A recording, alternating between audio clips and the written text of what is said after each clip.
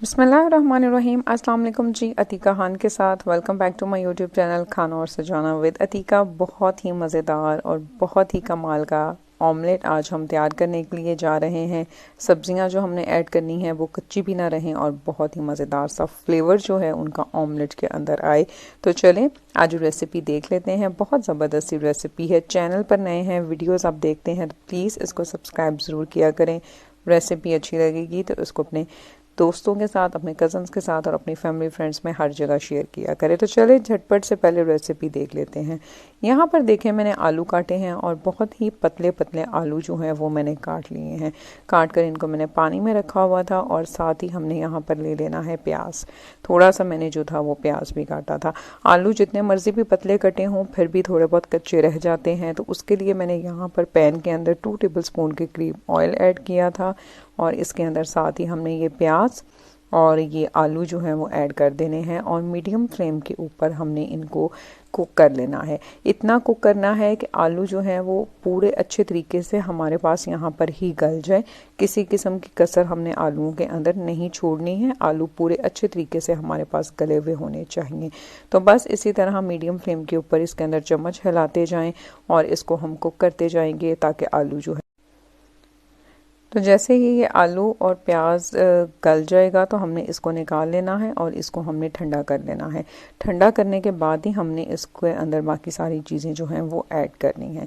तो ये आलू यहाँ पर ठंडे हो चुके हैं। अब इसके अंदर हमने बंद गोभी ऐड करनी है। साथ ही मैं ये कटे हुए टमाटर और थोड़ी सी शिमला मिर्च ऐड कर रही हूँ। अच्छा, बाकी अब यहाँ पर शिमला मिर्च और बंद गोभी आपकी अपनी चॉइस है। टमाटर और शिमला ऐड करने के बाद थोड़ा सा इसके अंदर आपने धनिया ऐड कर देना है और धनिए के बाद 1 टीस्पून के करीब कुटी लाल मिर्च इसके अंदर जाएगी। 1 टीस्पून हम इसके अंदर नमक ऐड करेंगे। 1 टीस्पून ही लाल सुर्ख मिर्च का पाउडर जाएगा और साथ हम एक हरी मिर्च जो है वो इसके अंदर धोकर काट देंगे। इन सारी चीज़ों के अंदर हम इसको हल्का सा मिक्स करें और इसके बाद मैं इसके अंदर 3 अदद अंडे जो है वो डाल रही हूँ। आप अंडों को 4 भी कर सकते हैं।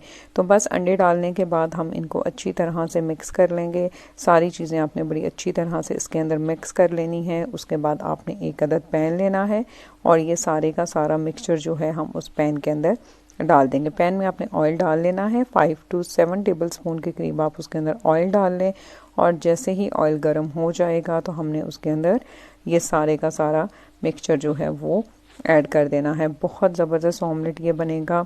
रेसिपी अच्छी लगेगी तो चैनल को सब्सक्राइब करना और वीडियो को लाइक शेयर करना बिल्कुल मत भूलिएगा। अब यहाँ पर आपने इसको कवर कर देना है और कवर कर 7 से 8 मिनट तक आपने इसको एक साइड से पकाना है। 7 से 8 मिनट के बाद जब आप इसका कवर उठाएंगे तो ये काफ़ी हद तक ये देखिए सेट हो चुका होगा। अंडा जो है वो अलग-अलग नहीं, एक पूरी फॉर्म उसकी बन चुकी होगी।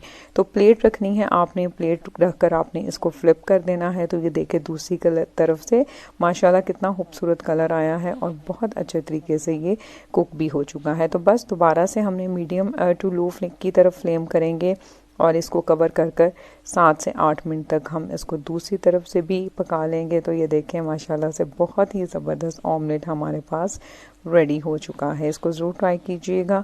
नेक्स्ट रेसिपी तक के लिए thank you very much and अल्लाह हाफिज़।